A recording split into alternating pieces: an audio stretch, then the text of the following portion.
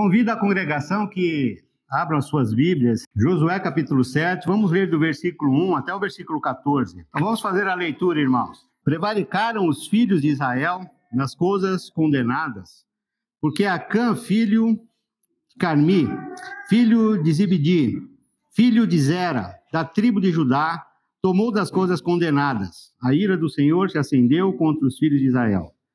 Enviando, pois, Josué de Jericó alguns homens a Ai, que está junto a Bet-Aven, ao oriente de Betel, falou-lhes, dizendo: subi e espiai a terra. Subiram, pois, aqueles homens e espiaram a Ai. E voltaram a Josué e lhe disseram: não suba todo o povo, subam uns 2 ou 3 mil homens a ferir a Ai. Não fadigueis ali a todo o povo, porque são poucos os inimigos. Assim subiram lá do povo uns 3 mil homens, os quais fugiram diante dos homens de Ai. Os homens de Ai feriram deles uns 36, e aos outros perseguiram desde a porta até as pedreiras, e os derrotaram na descida. E o coração do povo se derreteu e se tornou como água. Então Josué rasgou as vestes e se prostrou em terra sobre o seu rosto perante a arca do Senhor até a tarde, ele e os anciões de Israel, e deitaram pó sobre as suas cabeças. Disse Josué: ah, Senhor Deus, por que fizeste passar a este povo o Jordão para os entregares nas mãos dos amorreus, para nos fazerem perecer? Ah, se nos contentáramos com ficarmos da além do Jordão. Ah, Senhor, que direi, pois? Israel virou as costas diante dos seus inimigos. Ouvindo isto, os cananeus e todos os moradores da terra nos cercarão e desarraigarão o nosso nome da terra. E então, que fará ao teu grande nome? Então disse o Senhor a Josué: levanta-te, porque estás prostrados assim sobre o teu rosto. Israel pecou e violaram a minha aliança, aquilo que eu lhes ordenara, pois tomaram das coisas condenadas e furtaram e dissimularam, e até debaixo da sua bagagem o puseram. Pelo que os filhos de Israel não puderam resistir aos seus inimigos, viraram as costas diante deles, porquanto Israel se fizera condenado. Já não serei convosco, e se não eliminardes do vosso meio a coisa roubada. Dispõe-te, santifica o povo, e dize: santificai-vos para amanhã, porque assim diz o Senhor Deus de Israel: há coisas condenadas no vosso meio, ó Israel, aos vossos inimigos. Não podereis resistir enquanto não eliminardes do vosso meio as coisas condenadas. Pela manhã, pois, os chegareis segundo as vossas tribos, e será que a tribo que o Senhor designar por sorte se chegará, segundo as famílias, e a família que o Senhor designar se chegará por casas, e as casas que o Senhor designar se chegará homem por homem. O povo de Israel está diante da conquista da terra prometida. O Senhor prometeu que haveria de dar essa terra de Canaã para eles, e o Senhor não falha nas suas promessas. Então eles estão diante desse desafio. O primeiro desafio era uma cidade enorme de nome Jericó.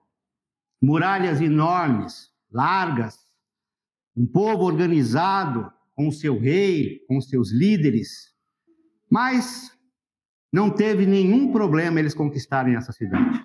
Porque quem conhece a história sabe o poder de Deus para com o seu povo no momento da conquista de Jericó. Aquelas muralhas nada significaram. Apenas Deus designou e disse: façam assim, assim e assim.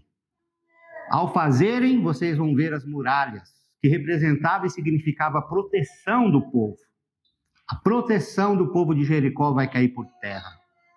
Rodearam as muralhas por 7 vezes, da última vez gritaram, os sacerdotes tocaram as suas trombetas, e as muralhas caíram por terra. Muralhas enormes, toda não. Ficou um pedacinho da muralha, com uma janela assim, com um pano vermelho. Calhou de ser a casa de uma prostituta, olha, uma mulher que não tinha nenhum préstimo para sua época, mas sobrou a casa dela. E logo aí já tem uma lição significativa: Deus não faz acepção de pessoas. Seja quem você for, se você se arrepender verdadeiramente, Se você olhar para Deus e dizer, Senhor, o Senhor é maravilhoso, eu creio em Ti, eu acredito que o Senhor existe. Foi o que essa mulher fez. Escondeu os espias que foram ali olhar Jericó, poupou a vida deles através desse sacrifício, porque ela colocou a vida dela à risca quando ela escondeu esses espias. Mas ela foi poupada. A casa dela foi poupada. Então, muito interessante isso. E aí o que aconteceu? Eles ganharam, venceram essa vitória enorme e ficaram empolgados. Deus vai nos dar toda e qualquer cidade de Canaã, porque já começou, iniciou-se com a vitória de Jericó. E vencemos por causa do poder de Deus. Foi algo sobrenatural que nos deu a vitória. Então o povo se empolgou. Vamos conquistar todas as demais cidades. E o próximo desafio é essa leitura que nós lemos. Uma cidadezinha pequenininha de nome Ai, próxima a Betel. Mas bem pequenininha. É tanto que eles falaram, olha, não vamos nos preocupar em mandar um exército forte para lá. Muitos soldados. Vamos mandar poucos homens. E a gente conquista essa cidade. Porque se vencemos Jericó, enorme, grande, vamos vencer Ai com muita facilidade. Mandaram esses homens para lá, apenas 3.000 homens. Mas sabe o que aconteceu? Perderam. Foram vencidos pelos soldados de Ai. Tiveram que bater retirada, fugir de lá. Nessa fuga, 36 homens de Israel foram feridos. Que vergonha! Chegaram então para o líder Josué, sem palavras, sem entender o que estava acontecendo. Como assim? Servimos ao Deus vivo e agora uma cidadezinha pequenininha dessa nós não conseguimos conquistar? Eles nos venceram, eles nos humilharam? Como assim? Então o capítulo 7, irmãos, vai falar a respeito disso. Então, ao espiarem a cidade de Ai, acharam que seria muito fácil conquistá-la. Seria muito fácil conquistar uma cidadezinha pequenininha, sem muita proteção. O que apareceu fácil se tornou em um grande pesadelo. Num momento é tão fácil, é tão rápido, não vai ter custo quase nenhum. E no outro momento, um transtorno, um pesadelo, um desafio enorme. Como eu falei para vocês, 36 feridos, homens, israelitas, povo de Deus, feridos, mortos. Uma perseguição generalizada. Que frustração, não é? Que frustração, que decepção. Não dá para entender isso, não é? E junto com isso vem as lamentações, as reclamações. Como assim? Por que isso aconteceu? Não dá para entender. Não se tratava do povo de Deus? Não é o exército do povo de Israel? Não era o nosso inimigo tão pequenininho, tão insignificante? Então, as lamentações acabam vindo, as reclamações. E isso chega para o líder. O líder é Josué. Não mais Moisés. Moisés falecera. E Josué é o líder. O homem que está à frente do povo dele. E essa lamentação, essa reclamação, essa frustração chega para ele. E qual a reação de Josué no versículo 6? Rasga as suas vestes, indignado. Na cultura da época, mostrar indignação muitas vezes resumia nisso, em rasgar as vestes, jogar pó na cabeça. Que absurdo! 36 mortos, feridos. O inimigo prevalece, o inimigo vence, o inimigo humilha o povo de Deus. Que coisa absurda! Então, Josué rasga as suas vestes indignado. E pior ainda, ele questiona. Em um momento parece até que ele duvida.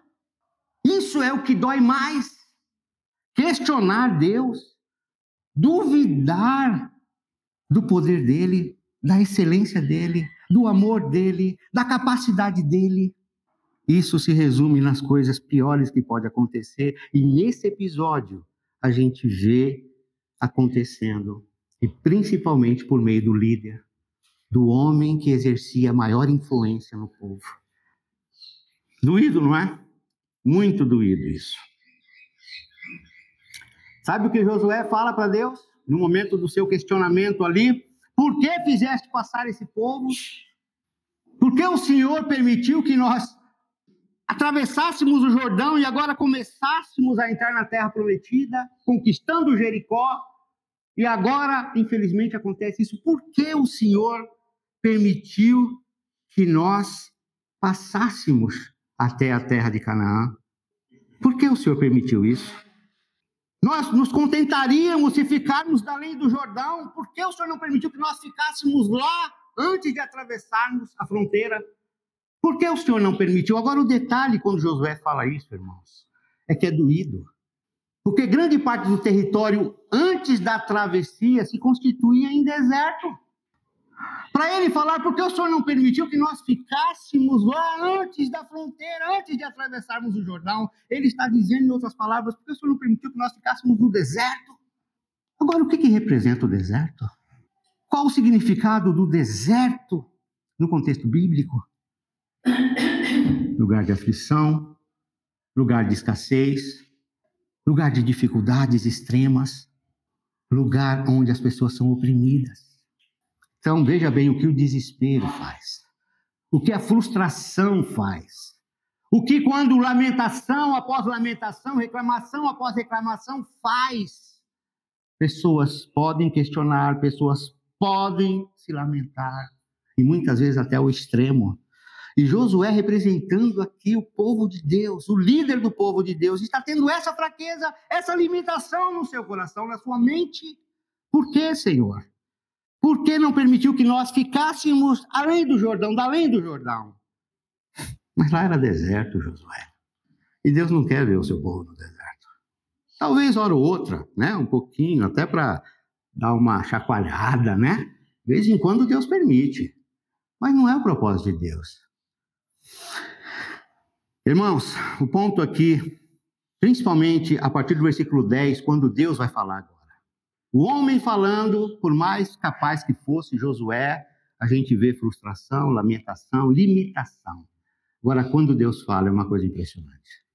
Por isso que a gente tem que ser íntimo à palavra dele. Por isso que a gente tem que arrumar tempo para poder estarmos conhecendo mais ao nosso Deus. Porque quando Deus fala, é uma coisa tão tremenda. Deus está diante do servo dele, se lamentando, com a roupa rasgada, provavelmente jogou pó na cabeça, e está lá reclamando, e triste, frustrado, e Deus vai falar. E quando Deus fala, olha só que maravilha. Primeiro, a ideia é nunca devemos ficar prostrados. Se tem uma coisa que Deus não admite, é quando um filho dele se prostra, se derrama em lágrimas e frustrações e decepções. E parece que gosta de ficar nessa condição. Deus, ele fica tão triste, ele fica tão amargurado quando ele vê filhos, servos dele nessa condição. E era a condição de Josué, então ele vai tentar levantar Josué. Ele vai tentar mostrar para Josué que não é assim que deveria agir. Então ele exorta, ele vai exortar o servo dele e pede para que ele não ficasse prostrado. Ele dá os motivos da derrota. Josué não estava entendendo porque aquilo aconteceu. Deus vai dar as respostas. Deus vai mostrar. Aconteceu por um porquê. Aconteceu por uma razão. Nada acontece simplesmente ao acaso. No sentido de que Deus não sabe, Deus não vê e Deus não acompanha. Então Deus primeiro precisa tirar essas escamas dos olhos de Josué. Eu vou lhe mostrar o que aconteceu. O porquê, infelizmente, aconteceu essa coisa terrível no povo dele. Por que Deus permitiu que o inimigo vencesse o seu povo naquele momento específico? Não é? Simplesmente no versículo 11, olha o que diz o versículo 11. Israel pecou e violaram a minha aliança. Aquilo que Deus ordenara, pois tomaram as coisas condenadas e furtaram e dissimularam e até debaixo da sua bagagem o puseram. Houve furto, Josué. Houve dissimulação, hipocrisia, falsidade. Violaram a minha aliança, Josué. Eu disse A, fizeram B e acharam que tudo bem. Mas quando eu digo A, é porque o A é o certo.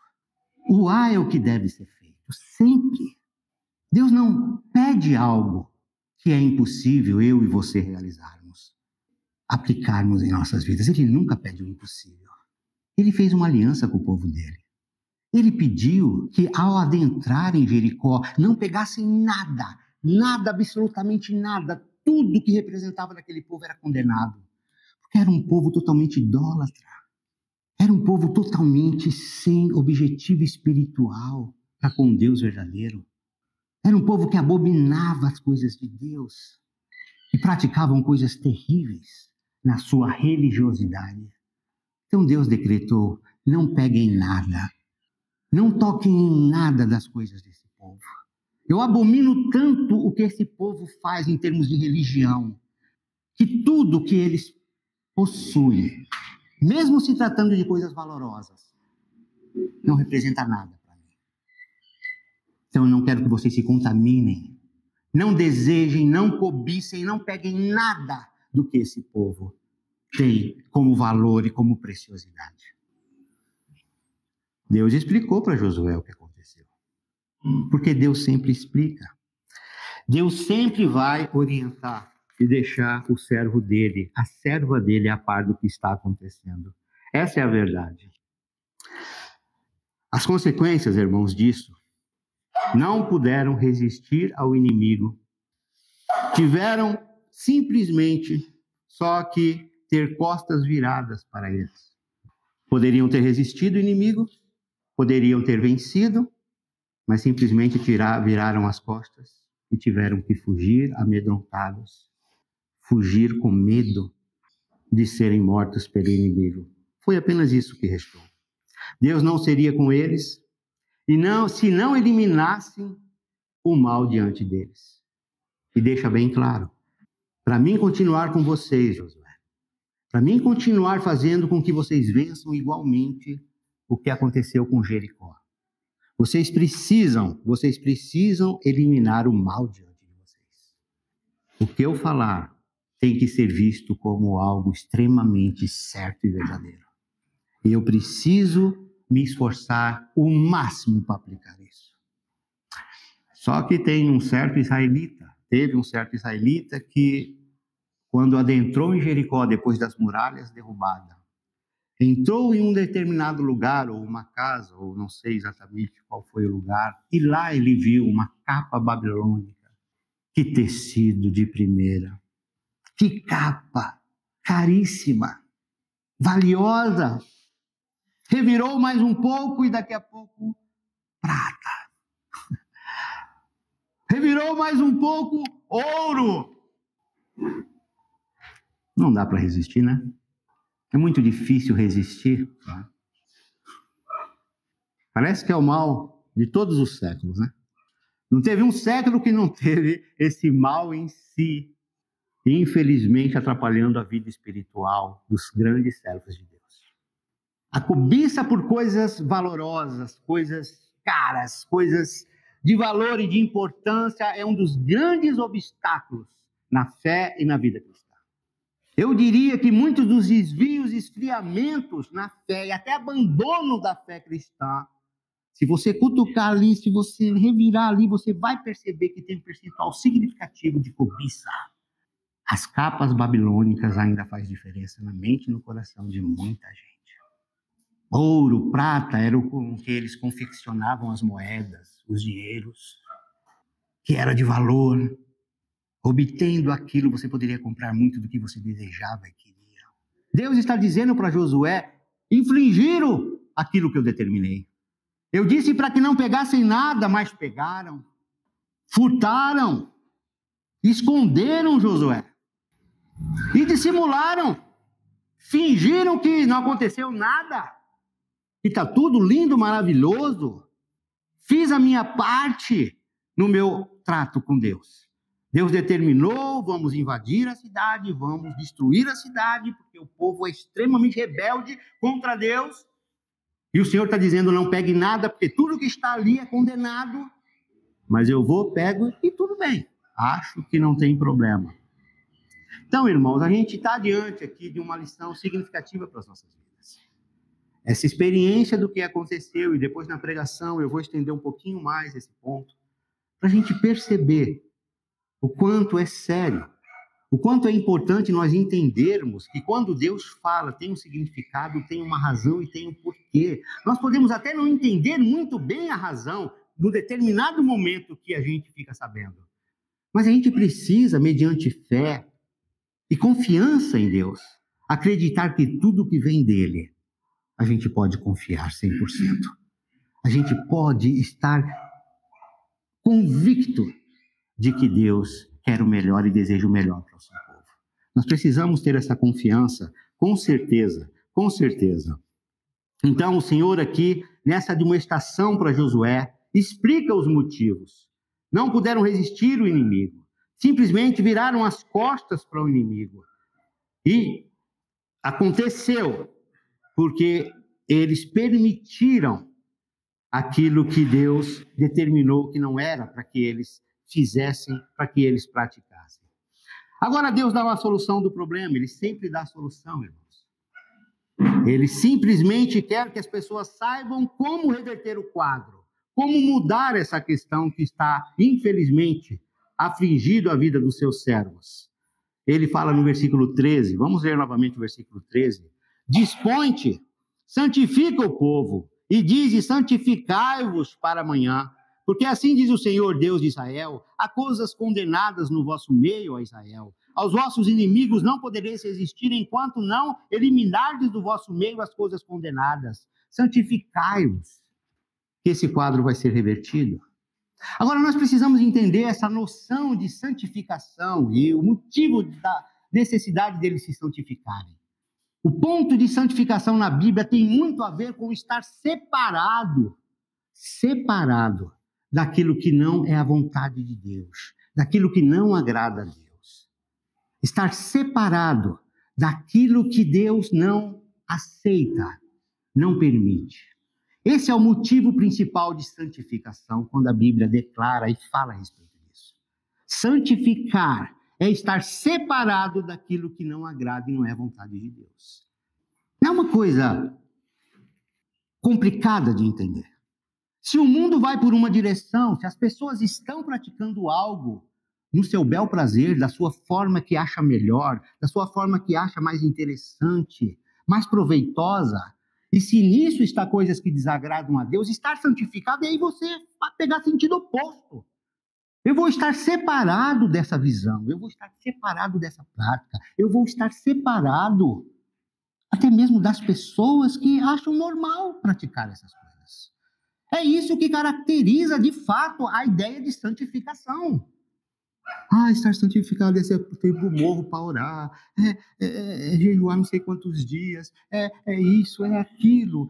Tem a ver também no sentido espiritual na nossa vida, hora outra a gente fazer isso. Mas muitas vezes pessoas vão por esse lado e se esquecem de realmente manter uma distinção clara. Vou me santificar quando eu vou estar separado daquilo que eu tenho certeza absoluta que não agrada a Deus. Então já está pedindo para mim ser inimigo de A, de B, de C, ser inimigo de todo mundo? Porque o mundo jaz no maligno? Não estou pedindo para você ser inimigo. Tratar mal as pessoas, ser indiferente para as pessoas. Não. Eu simplesmente estou pedindo para você não mostrar nenhum tipo de afinidade com o que você tem certeza que é errado, que você tem convicção de que não agrada a Deus. Mostre isso. Faça isso, que é o motivo principal de santificação que você vai estar mostrando na sua vida. E principalmente mostrando para Deus lá do alto dos céus. Se separe daquilo que de fato você sabe que não agrada a Deus. Separar em termos de intelecto, coração. Eu não vou praticar isso. Fique à vontade, você tem o livre-arbítrio para fazer o que você acha melhor da sua vida. Mas eu entendo que isso não agrada a Deus e eu não quero praticar isso. Mas faça isso com mansidão. Faça isso realmente olhando bem nos olhos da pessoa. E mostrando para ela que, de fato, o teu amor a Deus está acima de tudo. Pode trazer alguma frustração para A, para B nesse momento. Mas pode ter certeza que vai trazer uma alegria enorme para o coração de Deus nos altos céus. E é o que Deus está pedindo aqui em Josué 7. Não está tudo acabado, Josué. Se levanta desse chão, homem. Levanta a cabeça. Vai ajudar o povo a se santificar. Vai ajudar o povo a entender que o que eu falei é sério. Acã escorregou, Acã não resistiu. A capa babilônica, o ouro, a prata. Digam para ele, resistam. Resistam, porque o principal disso daí é agradar a Deus. Essas coisas são efêmeras, são coisas passageiras. Amanhã ou depois essa capa vai apodrecer, a traça vai comer, o ouro vai perecer, a prata vai perecer. O que tem valor, de fato, é a comunhão com Deus, intimidade com Deus, é saber o que Deus quer e se esforçar para realmente praticar isso, custe o que custar. Santifica, Josué, o povo, Josué. Mostre para o povo, fale para eles. Sabe por que nós perdemos para os soldados de Ai? Os soldadinhos de Ai, sabe por que nós perdemos? Sabe por que 36 feridos? Sabe por que nós tivemos que correr, que nem os mariquinhas de lá? Porque houve pecado. Porque alguém simplesmente fez o que Deus não queria. Deus falou, não pegue nada, porque tudo que está desse povo é amaldiçoado. Mas eu não resisti à capa linda. Eu não resisti o ouro, a prata. Irmãos, o que está na Bíblia é para servir de lição para nós hoje também. Porque hoje em dia existem as suas formas de capas babilônicas. Existem os ouros, as pratas em muita abundância. E existe a fraqueza do homem em muitas vezes acreditar que isso é que tem valor e importância real. E nós, como cristãos, devemos mostrar a santificação no sentido de mostrar para as pessoas, não na minha vida, isso não exerce a primazia. Não na minha vida, isso é o principal. Na minha vida, a prioridade é outra. Eu acho que é isso que consiste o nosso papel. Então, há necessidade de haver santificação. Havia coisas condenadas no meio deles e não conseguiriam resistir o inimigo enquanto não eliminassem o pecado. Enquanto Acã não fosse descoberto, para servir de lição para todos os israelitas, eles não iam conseguir vencer o inimigo. Mas quem conhece a história sabe que Deus, de uma forma sobrenatural, escolheu uma tribo. Depois dessa tribo, escolheu famílias dessa tribo. Da família dessas tribos foi escolhido uma família específica. E dessa família específica chegou a quem? A Acã. O homem que havia pegado a capa babilônica, o ouro, a prata, escondido na sua tenda. Uma forma totalmente sobrenatural. E se dependesse do homem, eles não descobririam, porque ele dissimulou muito bem. Acã fez tudo muito bem escondidinho, disfarçado. O homem não conseguiria entender, mas Deus intervém, porque ele sempre vem intervir. Ele vai intervir, ele vai ajudar o seu povo de uma forma ou de outra. E isso consiste a nossa fé, a nossa confiança. Deus sabe todas as coisas. E quando ele pede para que a gente realmente obedeça às suas ordens, os seus mandamentos, e é perfeitamente possível fazer isso, apesar que um preço alto tem que se pagar, não vamos ignorar o preço alto que se paga. Mas, irmãos, compensa pagar esse preço. Sempre compensa. Porque nós vamos poder mais do que nunca ver o quanto Deus nos ama, o quanto Deus realmente olha, vê em nós vontade e desejo para servi-lo. E Ele vai honrar isso. Sempre vai honrar. Sempre vai honrar. Então fica aqui a primeira parte. Tá? Na pregação eu vou continuar, vou falar um pouco do capítulo 8. E nós vamos ver ainda Deus da maneira como Ele age. Ele não simplesmente chegou aqui e repreendeu Josué e falou, faz isso e pronto, está resolvido, vira as costas e vai para os altos céus, para a glória dele. E o homem que se vire, Deus não faz isso. Ele falou o problema, a dificuldade, o porquê aconteceu é aquilo, e agora ele quer estar bem perto para ajudar a reverter o quadro e resolver. O inimigo não é para vencer, o inimigo é para ser derrotado, perder as pelejas. Então ele vai mostrar, eu vou mostrar como é que vence. Se o povo se santificar, eu vou mostrar como se vence o inimigo e vocês vão vencer fácil. Não vai ser tão difícil. E é o que dá para perceber aqui no capítulo 8, é o que nós vamos falar na pregação. Tá bom? Muito obrigado pela oportunidade, que Deus abençoe e fortaleça as nossas vidas em nome de Jesus.